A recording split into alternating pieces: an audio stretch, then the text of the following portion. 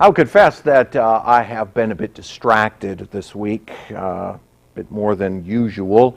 Didn't get back into my office until Wednesday. We flew back on Tuesday. We had planned all along to come back on Tuesday, which I'm glad we did, because Monday we probably wouldn't have got into Pensacola. But Tuesday we had no issues coming back, and it was a wonderful time in Kansas with folks there in Phillipsburg and the wonderful church that they have there, the people there, to meet some new folks, and it was a good time. And it was also good, of course, to celebrate the baptism of Miss Barnes and to spend time with family. It was just, we just packed it all into one weekend, had a great time, and it was truly joyful. It was also nice to fly. There's nobody in the airport at this point, and so it was a delight to actually travel in that way. So distracted on that, and of course also distracted by COVID all around us. There's at least a dozen households in this church that are either dealing with it or have dealt with it, and so continue to pray for them. We have some who are in much more desperate situations than others. We think of our brother Wayne up in New Jersey and pray for him even now. That this too shall pass. But and the reason why it's so distracting is because there's nothing I can do. I mean, other than come in here and walk around and pray for God's mercy, but that's about all I can do, which I suppose is great in and of itself. The lost have nothing of that to rely upon. But as elders, it makes us feel so very impotent. There's nothing we can do. You can't even go visit people. That's prohibited even. So it makes it difficult in that sense. That's distracting. I think we probably send 100 text messages to each other over the course of the week, just in all these kinds of things.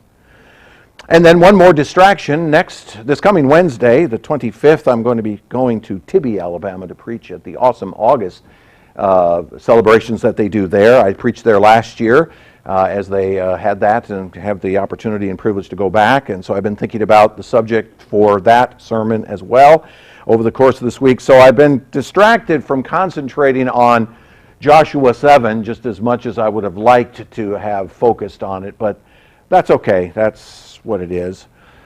And as I was thinking about that, I was thinking about the fact that all these distractions are coming up. In many ways, Joshua chapter 7 is a distraction. It's a distraction from the people of Israel fixed upon Yahweh. In the previous chapter in Jericho, we see the people go to Jericho and they have great success in that place. The Lord is clearly with them. And then you turn to the next chapter and it goes in exactly the opposite direction. It's a distraction from the people worshiping and following Yahweh. And it's also a chapter which speaks to the terrible consequences of disobedience. It's an interruption, you might say, that makes a significant point about what it means to obey the Lord. So this morning we're going to look at the entirety of Joshua chapter 7 as one long pericope, but basically one story.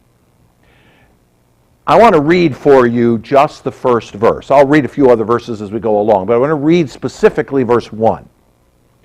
But the people of Israel broke faith in regard to the devoted things, for Achan the son of Carmi, son of Zabdi, son of Zerah, of the tribe of Judah, took some of the devoted things, and the anger of the Lord burned against the people of Israel. Now, I want you to notice this verse and really put your mind to it, because this verse is Joshua beginning by explaining why everything else in the chapter takes place, okay?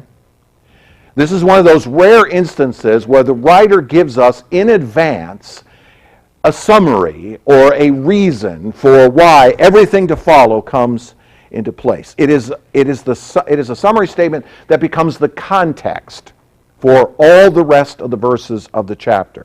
In other words, we're going to look at the entirety of this chapter through this verse. This verse is going to tell us all we need to know about what the rest of this chapter is all about. And specifically what Joshua is telling us in verse 1 is that the people as a whole are judged because one individual, and he's specifically identified in this chapter, we'll talk more about that in a second, This one individual took some of the spoils of Jericho for himself in direct violation of God's explicit command when the city was destroyed. One individual, specifically identified, causes the entirety of the people of Israel to be judged.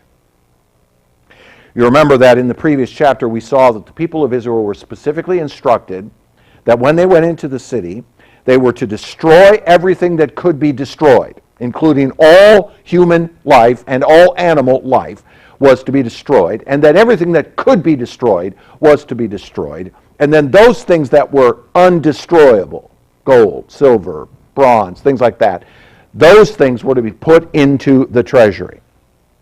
Nothing, absolutely nothing from the city of Jericho was to be taken for personal use. Nothing. The utter destruction of the city was the judgment of God upon the wickedness of the city. The judgment that fell through the Israelites, or better, by the commander of the Lord's army, and then through the Israelites, was a judgment upon the city for its wickedness. And taking anything from the city would transfer that wickedness onto whoever took it and upon the entirety of the people. The people were not to take a single thing because everything was devoted to destruction. And anything taken from the city would stain Israel with that judgment. Back in chapter 16, verse 18, back in chapter 6, verse 18, it says, "But you keep yourselves from the things devoted to destruction, lest when you have devoted them, you take any of the devoted things and make the camp of Israel a thing for destruction and bring trouble upon it." The warning was clear. Leave, destroy everything. Thus, every question that we're going to have through this chapter is going to come back to this summary verse. Every question we might raise about this chapter is going to come back to this one verse. Now, the first part of this is the very next thing that's going to happen in the life of the people of Israel. But I'll have you look first at the last verse of chapter 6, verse 27. It says in that verse, "So the Lord was with Joshua, and his fame was in all the land." That statement is included at the end of the chapter to make two primary points, and I want you to see it. First, the statement that Joshua's fame is now going to extend to all around is that all of Canaan would know the awesome power of the Israelites as they are now being led by Joshua. The people of Canaan have no idea of who Yahweh is, right? They don't have any clue of the God of the Israelites. They have ideas, but they don't know the God of the Israelites. So all they know is Joshua. Joshua's fame then is going to extend all the way through Canaan. The people are going to be afraid of him and the people he commands. Okay, so his fame is spreading throughout all of Canaan. Okay, that's the first thing I want you to notice. But there's a second thing that I want you to see. The conquest of Canaan, the continuing conquest beyond Jericho, would be accomplished through ordinary means. Okay? What happened in Jericho was utterly unique. What's going to happen in the rest of the conquest will be ordinary. And what do I mean by that? What I mean by that is that God would not, from this point forward, in fact, miraculously destroy every city. He's not going to knock the walls down of every city that we're going to encounter along the way. He's going to use the ordinary means of armies of soldiers and human commanders to advance his promises and purposes. The commander of the Lord's army is still going to be working, but now he's not going to be miraculously working. He's going to be working just through the ordinary means of people, soldiers, commanders, etc. That's the other thing that last verse is telling us. That there's going to be a change. We're going to go back to the ordinary through this. Now, it is true that God does sometimes use miracles to accomplish things. At Jericho, he pushed the walls down, he collapsed them, and the people of Israel were able to come in. But the fact is that God most often uses just ordinary means to accomplish his ends and purposes. Nothing wrong with us pursuing the miraculous. Nothing wrong with us asking for God to do a miracle. And He's perfectly capable of doing so, if He so wills. But most often, our God simply uses the ordinary means of things in this world to accomplish His purposes. We are cured from our illnesses most of the time, the vast, vast, vast majority of the time, through the simple ordinary means of our immune systems working to overcome that which attacks us.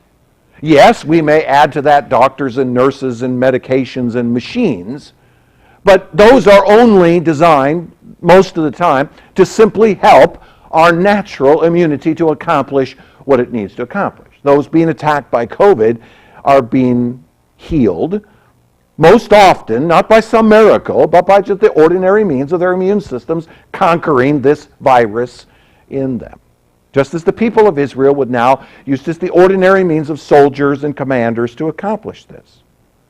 Probably the best example of this, of course, in all of Scripture is Romans chapter 10, verses 14 and following, where God uses the ordinary means of a preacher preaching the word to bring about the salvation of people. God could go to any man, woman, or child on this planet and instantly and automatically make him into a justified and even perfected individual if he wanted to. He has the power to do that. But our God chooses instead to use the normal and ordinary method of preaching the word to change a heart by the power of the Spirit to create faith and draw an individual to Himself. Yes, every once in a while God does something miraculous. But our God is more inclined to use just ordinary means to accomplish things. And Joshua will take the lead and use his human forces now to advance the cause of Yahweh in the conquest. In other words, this is going to be an ordinary people, soldiers, doing what God commands them to do.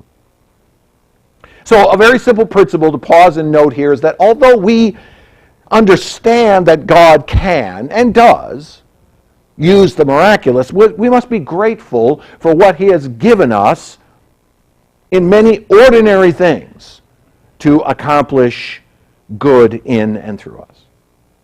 We must be willing to praise God for the miraculous and for the ordinary, because the ordinary is in many ways just as useful to God as the miraculous, correct? And these ordinary things will often force us to trust in Him as He uses them. See, it's easy to rely upon the miraculous. Sometimes the miraculous can actually be a hindrance, because God does something miraculous, and then we don't need to trust Him anymore. We just simply presume upon Him. But when we are forced to allow God to just use the ordinary means of everyday life to accomplish what He wills, then we turn our attention and trust in Him in those ordinary means.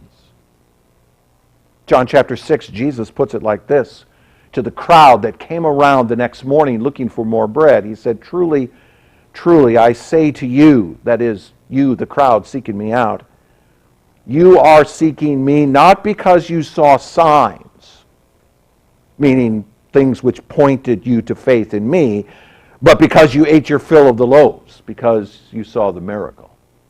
The only reason you're chasing me down, Jesus says, because you saw the miracle.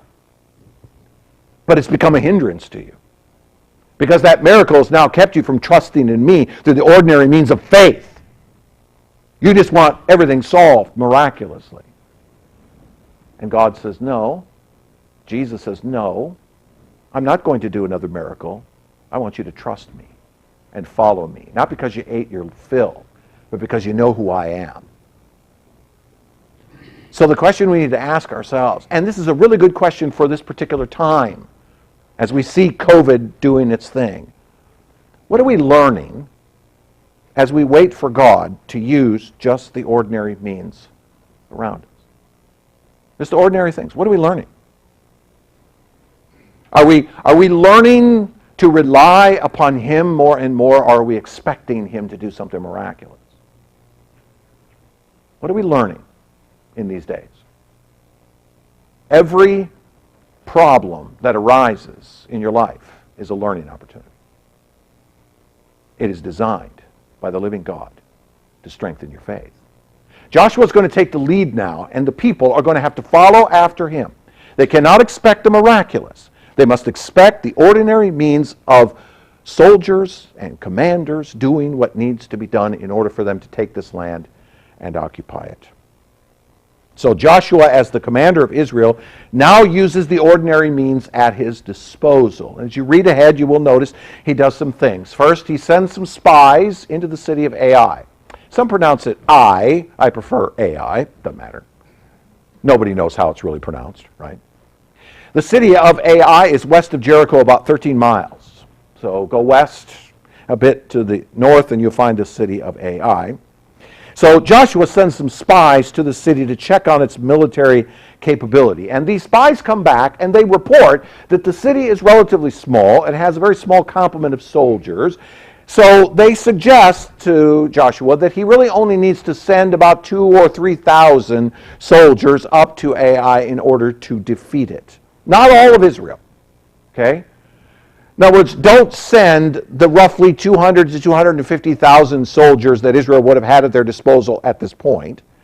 Rather, just send a small contingent of a couple of thousand and let all the rest of Israel camp here in the plains of Jericho and continue to be safe here. So Joshua heeds that advice and he sends about 3,000 men to Ai. He sends this smaller force. But when they get there, they are repelled.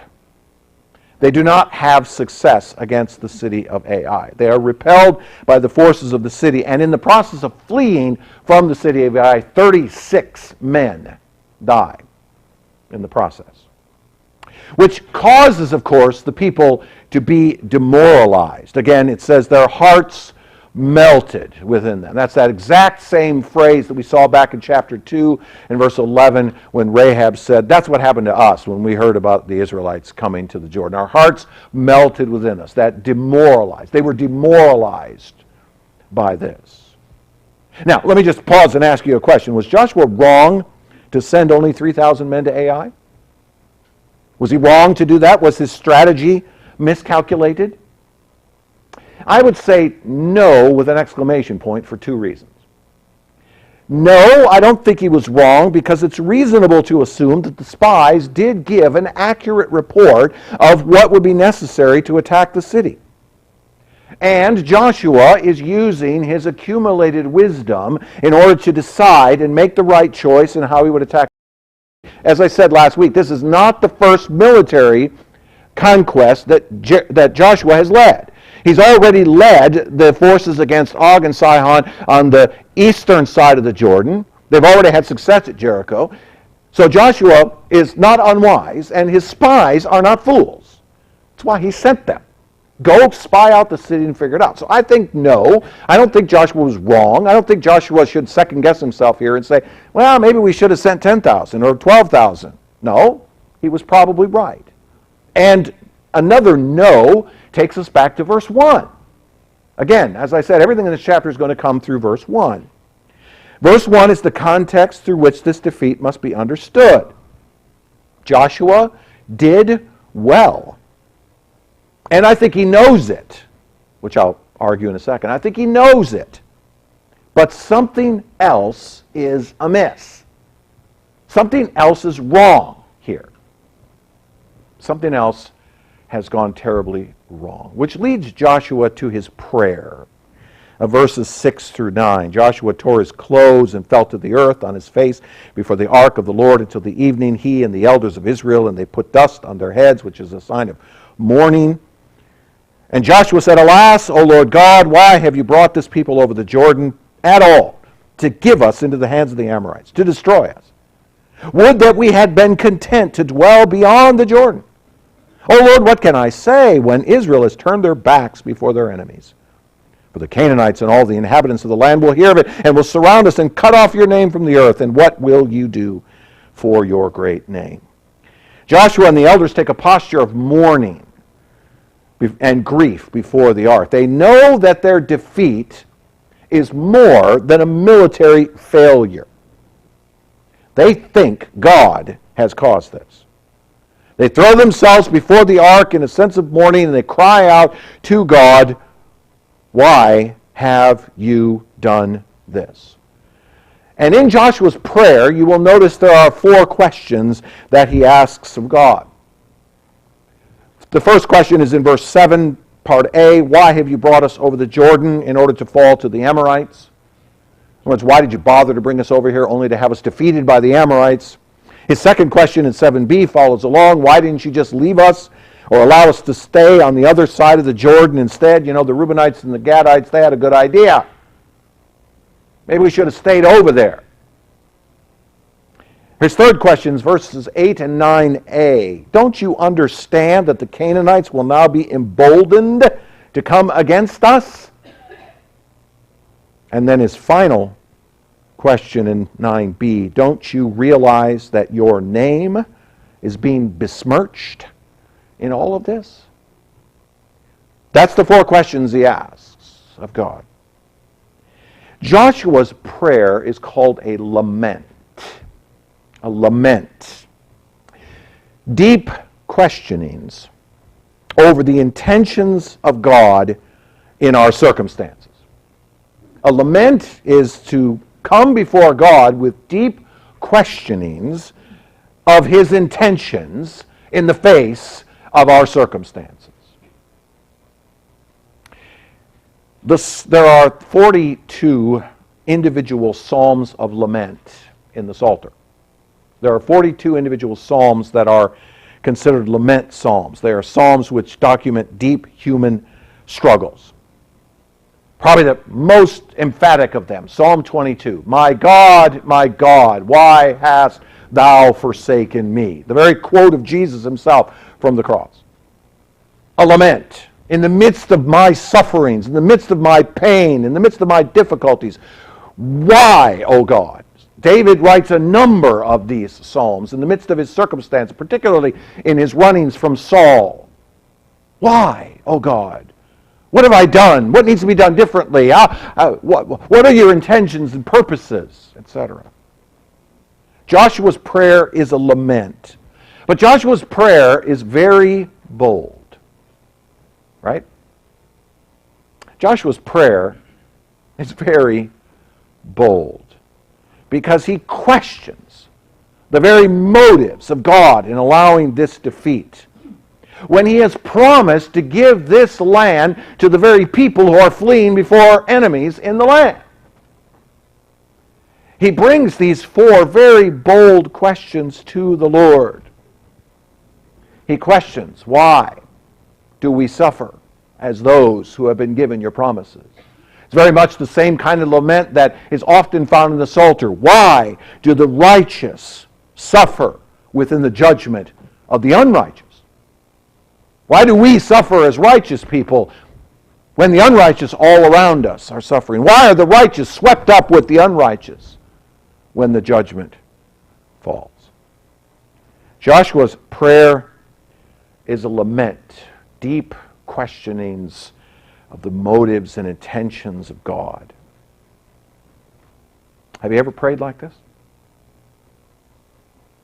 You ever had a time when you've thrown yourself down before the Lord and say, why, oh God, are you doing this? I thought you loved me. I thought I was part of your elect. I thought you cared for me. Why? Why are you doing this? Why are you allowing this to happen? I'll confess there was a couple of times this week in the midst of all these various reports of COVID coming to our ears. Why? Why, oh God, are you doing this? Have you ever prayed like that? Have you ever asked, why me? Sure you have. Let me suggest something to you. The prayer of lament in the face of God's promises is utterly normal for creatures who cannot see the bigger picture of what God is doing. It's utterly normal for us to ask such things because how much of what God is doing in this world do we know? Very little. We know so little of what's happening, we can barely see God's purposes this far in front of our face. The grand picture of what God knows in the expanse of his knowledge across 7.5 billion people making decision after decision, day after day, nations rising and falling. He knows, but we don't. We haven't got a clue. And so if you are one of those who feels guilty about asking the why me question, get rid of the guilt, because it's normal. It's what we must do. And our God knows this, okay? I've said many times in the past that our God is big enough, his shoulders are broad enough that he can handle a question like that. Our God doesn't smote those who ask deep questions. No, he wants those deep questions. He wants you to ask that because he wants to turn your attention where it needs to go. It's okay for us to ask those kinds of questions as long as we don't wander into unbelief or disobedience. It's one thing to ask those questions and then to walk away. Well, I just don't understand why there's evil in the world, so what? I'm not going to be a Christian anymore. That's not a lament, that's an apostasy. A lament is a man standing before the living God and saying, I know you are good and I know what your purposes are. I just don't understand how they fit into my life today. Help me to trust you. Or as the man said to Jesus, I believe. Help my unbelief. Joshua and the elders went before the Lord and they had perfectly legitimate questions. Why? Why are we running from the people at Ai when we just had great success at Jericho? Which leads us to God's response to Joshua's question. And I like the very beginning of Yahweh's response. Verse 10. Get up! Why have you fallen on your face? Okay? Now, if you don't catch the drift there, okay, you need to think about what it is that Yahweh says.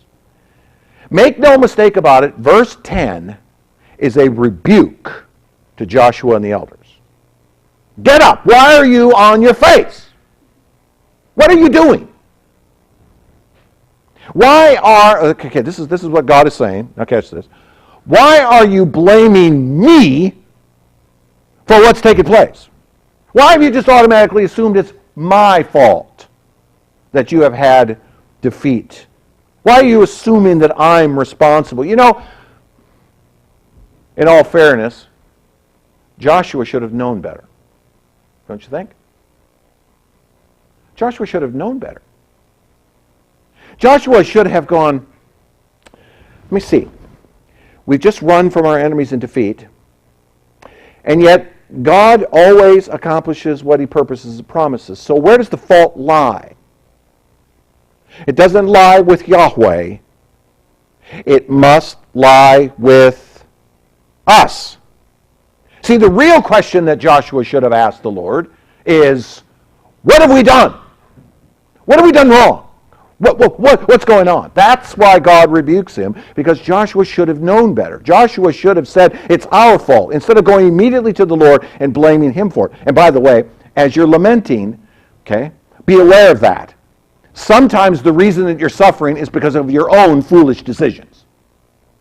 Sometimes when I'm suffering, it's my stupidity which has led me to this place. And most of the time, I would suspect that we need to look inward as to where the problem lies. Joshua should have known better. So then in verse 11, God explains the truth. The people have sinned. They have taken stuff from Jericho in direct violation of my commands, my explicit command, Yahweh says, to utterly destroy everything in the city or to surrender it to the treasury. He gives to Joshua what Joshua probably should have already known. But then in verse 12, the Lord tells the consequences of this. He says the people are destined to be defeated and forsaken. Although this judgment can be averted if the devoted things are found and destroyed. So the Lord then, in verses 13 and 14, outlines the means to uncover the guilty. The means will be a house-by-house inquiry to find out who it is who is guilty. Each tribe, clan, household, and person is to be brought before the Lord, and he will point out the guilty. Which leads then to verse 15 of Yahweh's response. Here's the punishment that is to be prescribed. The guilty is to be executed in a very public manner. He is to be stoned, although Yahweh doesn't say that himself, but it becomes clear that's to be the case. In verse 25, we see that done. He is to be stoned, and then he is to be burned, and all of the stuff that he took is also to be burned. Not just he, but his household and everything in it, as well as that which he has taken. Now, pause here and ask a question again.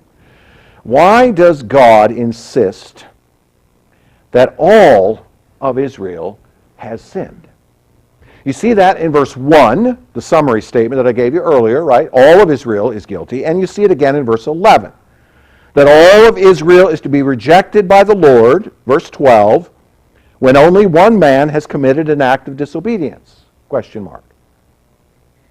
Why is all of Israel guilty for one man's failure?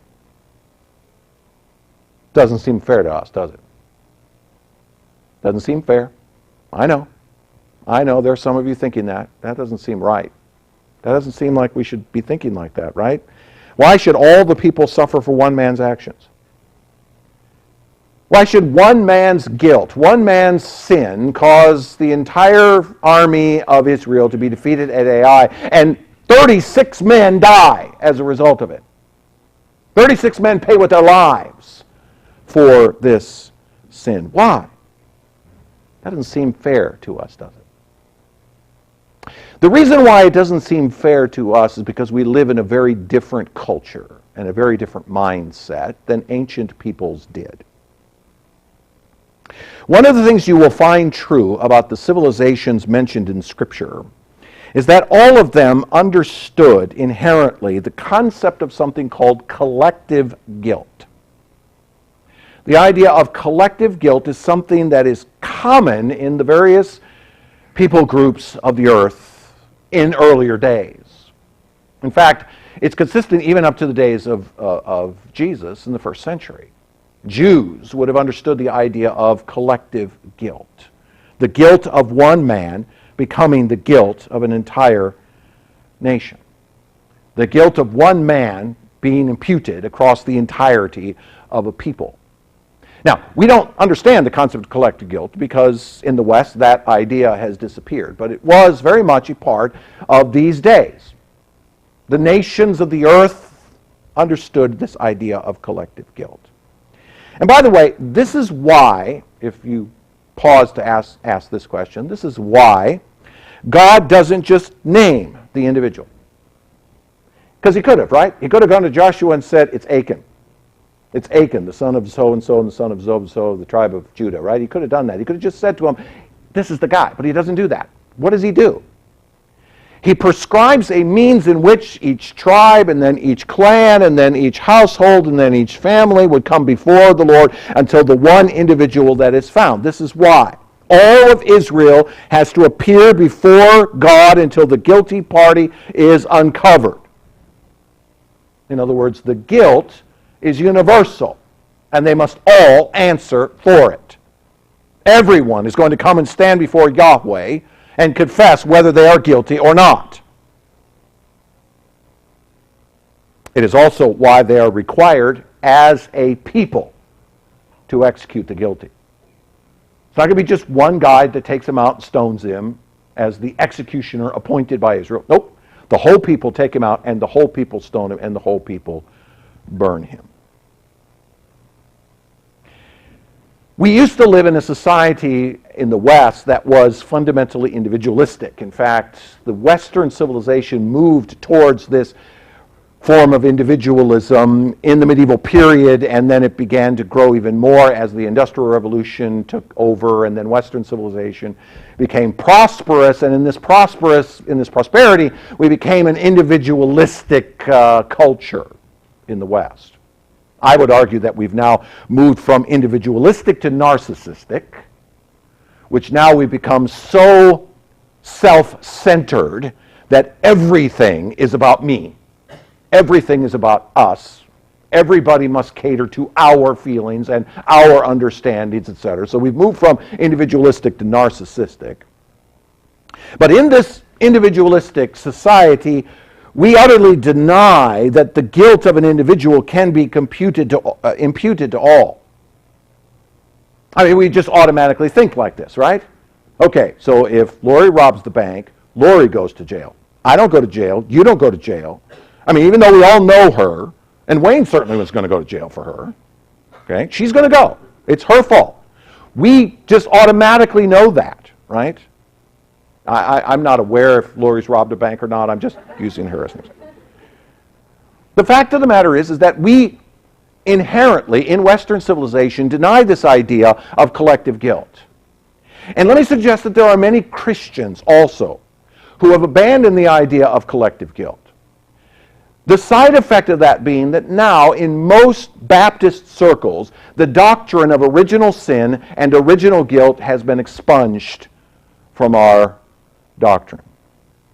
We no longer believe in the idea as a church that people are born inherently guilty simply because they're born to Adam. You ask the typical Baptist in the typical Baptist church, are you guilty when you're born of Adam's sin? And the rousing answer that you will get is, well, no. No, I can only be guilty for what I've done. In fact, I'm not even guilty of my own sin until I reach some certain age at which I become aware of my sinfulness, and then I'm guilty after that. Which, by the way, implies that I really should have just killed my daughter when she was 3. So I know she'd be in heaven. And then just repent of murder. I don't know if it would work, but it's a good theory. We have abandoned the idea of original sin and original guilt. We've abandoned the doctrines of original sin and guilt because we deny that we are inherently guilty before God simply for being born as a human being. Born into this world under Adam. But let me suggest to you that if you're having a conversation with someone who denies the idea of original guilt, then you simply turn to them and say this: if you reject the imputation of guilt from one man to another, that implies by definition that you also reject the imputation of righteousness from one man. If you believe that you cannot be guilty for what one man did, then you by definition also believe you cannot be righteous for what one man did. That you must be righteous for yourself. You're guilty for yourself, you must be righteous for yourself. Collective guilt, the doctrine of original sin and original guilt, is essential to the gospel of Jesus Christ. We are born into this world guilty. And it doesn't take long for us to prove it, as those of you with young children know so well. The fact is that if you deny the guilt of Adam, then you also deny the righteousness imputed from Christ. Romans chapter 5, verse 18, and 1 Corinthians 15:22. For as in Adam all die, so in Christ all shall be made alive. The people of Israel understand this idea of collective guilt. Yahweh imposes it upon them. They are all guilty for the one man's sin. One man has brought pestilence into the camp, and they are all infected with the pestilence. And God indicts the sinfulness of the people through the one man and commands that they all appear before him to flush out the guilty party and to make atonement by bringing judgment upon the individual. Perry was reading this morning from Numbers 15 about unintentional sin. In the case of unintentional sin, God provided a way of sacrifice. The individual makes a mistake, he commits a sin, he doesn't realize it, he can make atonement for that by going before the Lord. But this is not an unintentional sin. This is an intentional one. And no sacrifice will suffice except for the blood of the guilty. He cannot substitute his way out of this one. There's no lamb that can take his guilt away. He must take it himself. So the people come. Verses 16 to 21 outlines the parade of the Israelites before Joshua. We do know the name of the individual who is guilty in chapter 7 and verse 1, but now in verses 16 to 21, the actual process is documented.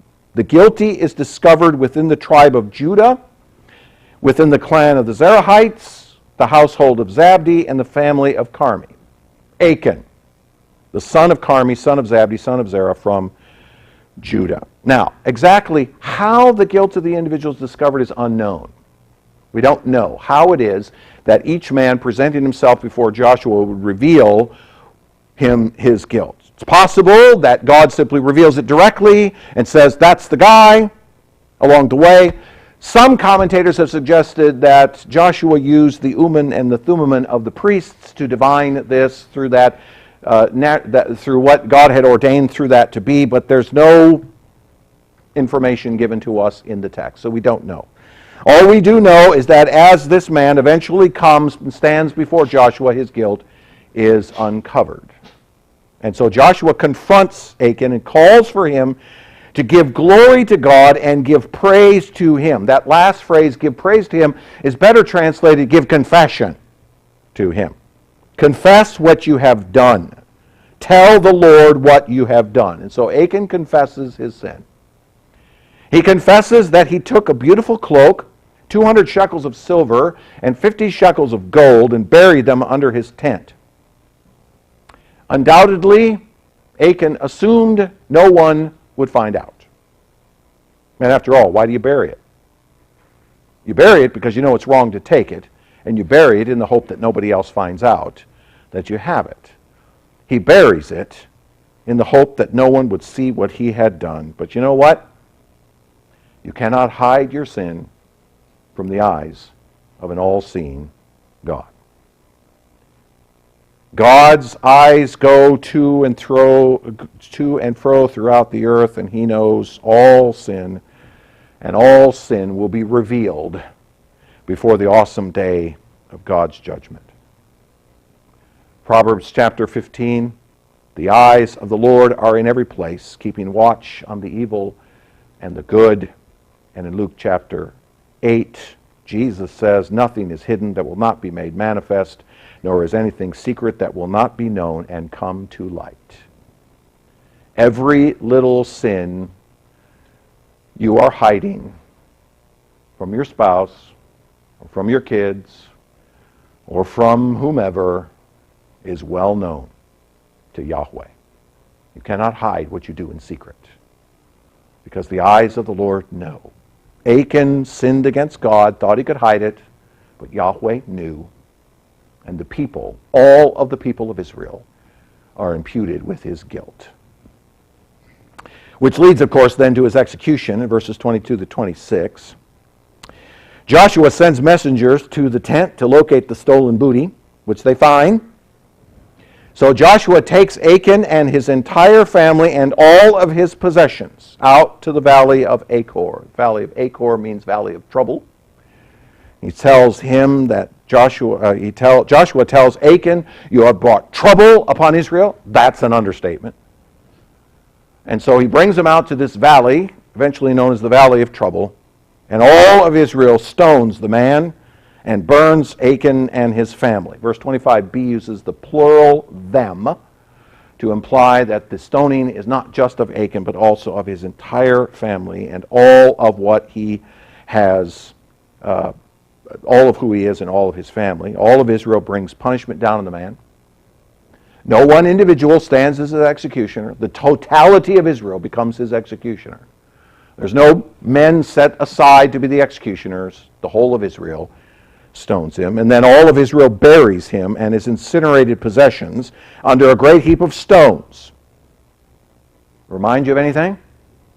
A great stone heap similar to the memorial built at the River Jordan as the people crossed over as a reminder of something. As the people would go to the Valley of Achor, they would see this pile of stones and they would be reminded this is where Achan was killed for what he had done, and it becomes a reminder to them into perpetuity of the seriousness of Achan's crime. Now, I can't escape this chapter without asking this question. If we thought that the guilt of all of Israel was a bit extreme because of one man's sin, does it not also seem to you like a bit of an overkill to execute Achan and his entire family and to burn all of his possessions just for taking a few trinkets out of Jericho? I mean, our natural inclination, again, here is to say, wow, seems like a lot of punishment for a small crime. I mean, after all, if we're going to make the punishment fit the crime, this seems like a bit of overkill. Not just Achan, but his family and everything he owns, all burned, destroyed, and buried. And again, our modern sensibilities are offended by this. In fact, there are many out there in the world who say, that God of the Old Testament, that's not the same God of the New Testament. The God of the New Testament comes in Jesus, and he's a God of love and compassion and mercy. And so that God of the Old Testament, we don't need to talk about him anymore. That's a God that did things very differently in those days. And by the way, the people I'm speaking of are preachers saying that, not just ordinary men. Many preachers rethinking the God of the Old Testament.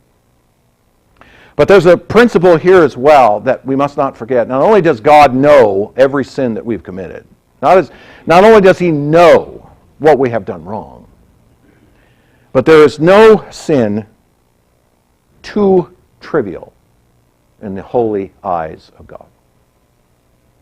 There's no trivial sin. The revelation of God in Scripture and the substance of the gospel itself, the totality of the message of Christ, is fundamentally about the awesome and absolute holiness of our Creator. Let me suggest to you, my friends, that this is the message of the church. The message of too much of the church of our day is all about our happiness and prosperity. I'm not even talking about the Joel Osteen side of the church. I'm talking about just the ordinary Baptist, Presbyterian, Methodist side of the church. But the message of the church is all about us and our happiness and our salvation and our glory, etc. It's all about us and what we are all about. Come to the church, get your weekly entertainment, get a quick little message from the preacher that's designed to make you feel better about your life, and then go out and live just like the rest of the world. That's the message that's coming from too much of evangelicalism. But that's not the message of the Scriptures, and it's not the message of the church. The message of the church is simple. God is holy, and no sin is trivial. The church is to be a message, the church is to be a place bringing a message that the communal life of us gathering together to worship and to pray and to fellowship and to be taught is about one thing, and that is our pursuit of holiness. I get kicked out of most churches if I say that. To look into the face of most Christians today and say, your entire reason for being a part of the church, what the Spirit of the living God is doing in bringing you together with other believers, is for you to pursue holiness. It's not about your happiness. It's about your holiness. It's always been about that. From the beginning. The message to the Israelites was not, you're going to have a wonderful life in a land flowing with milk and honey. No. It's about you are going to be a people who belong to me. Even Perry's reading of Numbers 15 today. A man gathering sticks on the Sabbath day is stoned to death because no sin is too trivial before a holy God. Put the tassels on your garments to remind you of the holiness of God and the absolute need for us to be holy in the face of a holy God. The punishment may seem severe, but there's no trivial sin. Now, it's true, we don't stone sinners in the church. I mean, that's a good thing. I mean, the good thing that we have is an advocate who sits at the right hand of the Father advocating for us, who's constantly pulling at the arm of the father and saying, don't kill him, he's mine. This one belongs to me. We have an advocate. We don't stone people. But we must comprehend the awesome nature of our holy God and seek to conform our lives to his absolute standards of righteousness. The people of Israel are learning an important lesson here, just as they did in the days of Numbers. God takes sin very, very seriously. And for us to presume that he does not can be fatal. Achan learned it the hard way. Oh, I'm just going to take this cloak and a little bit of silver and a little bit of gold. Nobody will ever know. I mean, so what? It's just a little sin, right? It's just a little thing. I'll just put it in my tent. Nobody will ever know. God knew. He knew. And the entirety of the people of Israel became defamed by what one man had done. And listen, my friends, hear me. The church of Jesus Christ is defamed when we sin. We bring sin into the congregation. We bring a black mark upon the church. And the world has every right to reject our message if they see us as nothing more than them. They have no reason to embrace our message if our lives don't look anything, and look exactly like theirs. We must be different. We must pursue holiness because our God is holy, because he is awesome in his holiness. We must continue in our faith in the imputed righteousness of Christ, and we must take up our cross on a daily basis and walk in obedience to Jesus. That's what we are called to do. There's nothing else. That's it. Achan is a distraction to the people following Yahweh, and an excellent example of the terrible consequences of disobedience to the Lord, the terrible and awful consequences of trivializing sin. So let us not be distracted. Let's stay the course, pursuing a holiness, driving sin out of our lives by the power of the Spirit and his word, so that the people, all of the people, stand righteous before God.